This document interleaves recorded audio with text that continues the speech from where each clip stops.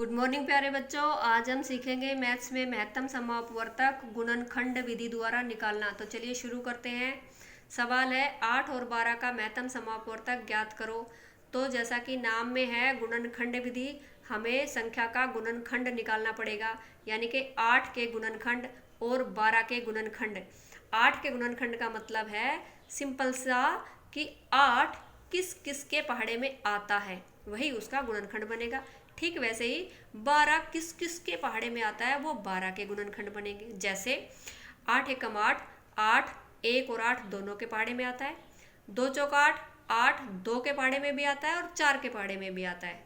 तो 8 के गुणनखंड बने 1 2 4 और 8। ठीक है। 12 के गुणनखंड बनेंगे 1 2 3 4 6 और 12, यानी कि 12 1 2 3 4 6 और 12 के पहाड़े में आता है। ठीक है, सही देखिए 12 एकम 12, 12 के पहाड़े में भी आया, 1 में भी।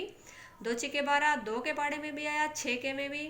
3 चौक 12, 3 के पहाड़े में भी आया और 4 के में भी।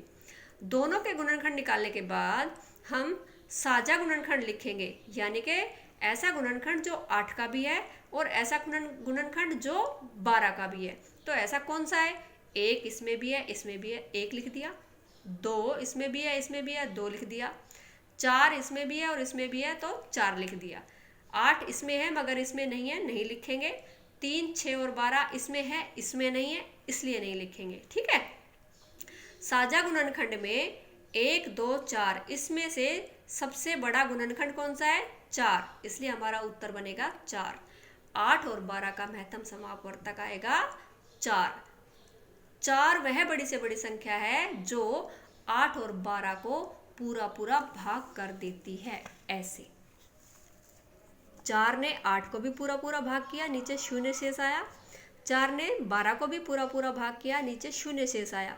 अगर यहाँ पर नीचे शून्य शेष नहीं आता तो हमारा सवाल गलत होता, क्योंकि ये भाग पूरा पूरा नहीं होता। चलिए दूसरा सवाल देखते हैं।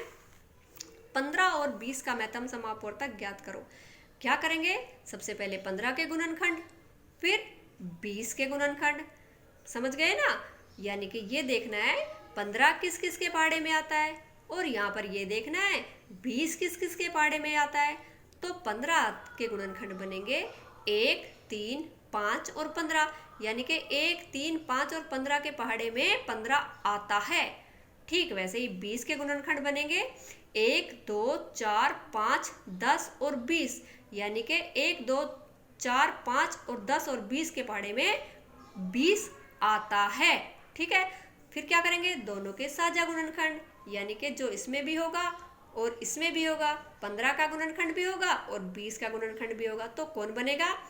1 और 5, ये रहा 1 और 5, यही है मिलते जुलते, और नहीं मिल रहे हैं तो नहीं लिखेंगे। इन दोनों में से बड़ा कौन? 5, तो उत्तर बन जाएगा 5। 15 और 20 का महत्तम समापवर्तक आएगा 5। क्यों आएगा? क्योंकि 5 15 और 20 दोनों को पूरा पूरा भाग करता है, नीचे शेष में शून्य बचाता है। तो हमने क्या सीखा बेटा? कि हमने सीखा महत्तम समापवर्तक निकालना गुणनखंड विधि से। दी गई संख्या का गुणनखंड निकालेंगे, फिर साझा गुणनखंड निकालेंगे और उसमें से जो बड़ा होगा गुणनखंड वही लिख देंगे, वही उसका उत्तर होता है। ठीक है। कितना आसान था देखिए। 15 और 20 का महत्तम समापवर्तक निकालने के लिए पहले 15 के गुणनखंड, फिर 20 के गुणनखंड, फिर साझा गुणनखंड, और जो सबसे बड़ा है वही उत्तर बन जाएगा। ठीक है। आई होप कि आपकी समझ में आ गया होगा। और ये रही आपके लिए वर्कशीट। महत्तम समापवर्तक निकालना है गुणनखंड विधि से 12 और 16 का, 18 और 20 का, 15 और 25 का, 10 और 20 का, 8 और 12 का। क्या करेंगे? पहले 12 के गुणनखंड निकाल लेंगे, फिर 16 के गुणनखंड निकाल लेंगे, दोनों के साझा गुणनखंड, और जो बड़ा होगा वही उत्तर। 18 के गुणनखंड, फिर 20 के गुणनखंड। क्या देखना है?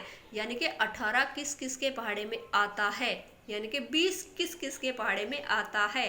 वो संख्या लिख के वो गुणनखंड लिख देंगे और उनको साझा कर देंगे। साझा में जो बड़ा गुणनखंड होगा वही उत्तर बना देंगे। Bye bye, take care.